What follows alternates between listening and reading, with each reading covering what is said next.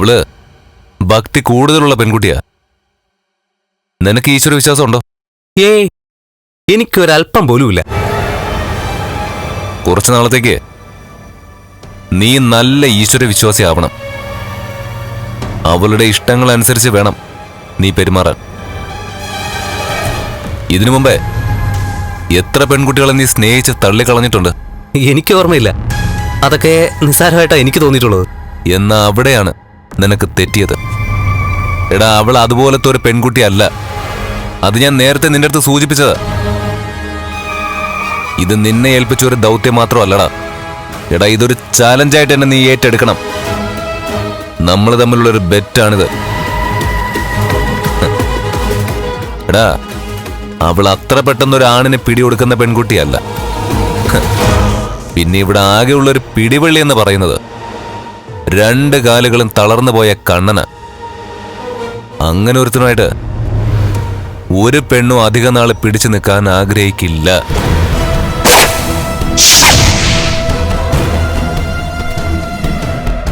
അത് മനസ്സിലായി സർ. അതുകൊണ്ട് തന്നെയാണ് ഭാര്യയ്ക്ക് ഭർത്താവ് വലിയ സ്ഥാനമൊക്കെ കൊടുത്ത് കമ്പനിയിൽ നിർത്തിയിരിക്കുന്നത്.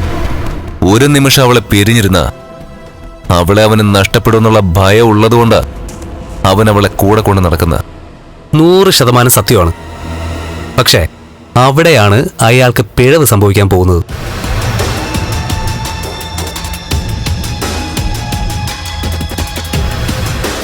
പിന്നെ ഓഫീസിൽ അവർ വരുന്നതുകൊണ്ട് എല്ലാ ദിവസവും എനിക്ക് അവരെ കാണാൻ കഴിയും.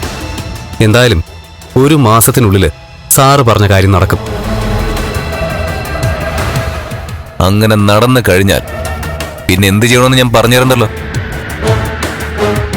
അവളുമായി കുറച്ചു ദിവസം ജീവിച്ച ശേഷം അവളെ ഏതെങ്കിലും ആൾക്കൂട്ടത്തിലേക്ക് തള്ളിയിട്ട് നീ നിന്റെ പാട് നോക്കി പോണം. അതെന്റെ കരണത്ത് തല്ലിയതിന് അവൾക്ക് ഞാൻ കൊടുക്കുന്ന ശിക്ഷയാ. ഏറ്റു സാറേ, അവളുടെ കണ്ണ് തുറന്നിരിക്കുമ്പോഴും ഉറക്കത്തിലും അവളുടെ മനസ്സിൽ കണ്ണനാവരുത്. എടാ, ആ സ്ഥാനം നീ മോഷ്ടിക്കണം. ഇനി ഒന്നും പറയണ്ട സാറേ, ഞാൻ എല്ലാം അപ്ഡേറ്റ് ചെയ്തുകൊണ്ടിരിക്കുക. മഹാലക്ഷ്മിയുടെ ദാമ്പത്യവും ജീവിതവും ഏതാണ്ട് അവസാനിച്ചു എന്ന് കരുതിക്കോ സാറ്.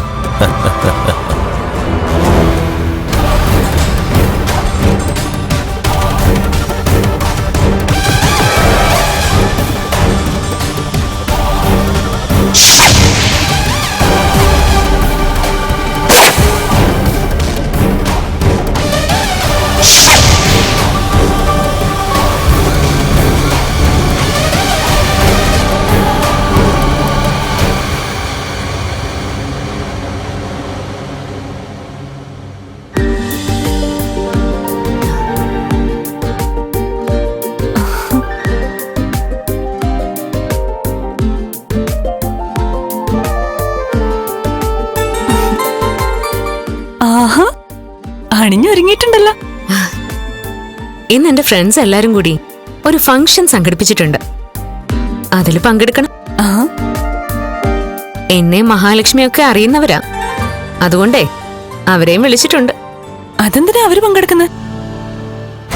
അവര് പങ്കെടുക്കണം മഞ്ജു. എന്റെ ദാസിയായിട്ട് നിന്നവള് ഇന്ന് എനിക്ക് മുകളില. ഞാൻ വീടിന് പുറത്തു പോകുമ്പോ വീടിന്റെ 4 ചുമരിൽ ഒതുങ്ങിക്കൂടിയവളാ മഹാലക്ഷ്മി. എന്നാൽ ഇന്നവള് മഞ്ജുവിന്റെ ഏട്ടനൊപ്പം കമ്പനി ഭരിക്കാൻ പോയിരിക്ക.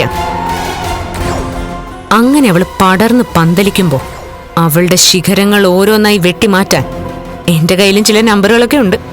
എന്താ എടുത്ത് ഉദ്ദേശിക്കുന്നത്? ഇന്നത്തെ ആ ഫംഗ്ഷൻ കഴിയുമ്പോ കരഞ്ഞു കലങ്ങിയ കണ്ണുകളുമായി നിൽക്കുന്ന ലക്ഷ്മിയെ കണ്ടിട്ട് എന്താ നടന്നെന്ന് ഞാൻ പറയാം. അല്ല, എന്തായാലും ഏടത്തിയുടെ അച്ഛൻ കാണിച്ചത് വലിയ മണ്ടത്തരമായിപ്പോയി. അവളെ പോലെ ഒരുത്തിയെ ഒരിക്കലും ഇങ്ങോട്ട് പറഞ്ഞു വിടാൻ പാടില്ലായിരുന്നു. അങ്ങനെ പറഞ്ഞു വിട്ടത് എന്തുകൊണ്ടാന്ന് ഞാൻ പറഞ്ഞില്ലേ മഞ്ജു. അവൾ ഒരിക്കലും ഈ നിലയിലേക്ക് മാറുമെന്ന് ഞാൻ കരുതിയില്ല. അതുപോലെ തന്നെ ഈ വീടിന്റെ അധികാരം മൊത്തം കണ്ണേട്ടന്റെ കയ്യിലാണെന്നും അറിഞ്ഞില്ല. ഫ്ലവേഴ്സ് സ്മാർട്ട് ഷോ ശനി ഞായർ ദിവസങ്ങളിൽ രാത്രി 9:30 ഫ്ലവേഴ്സിൽ.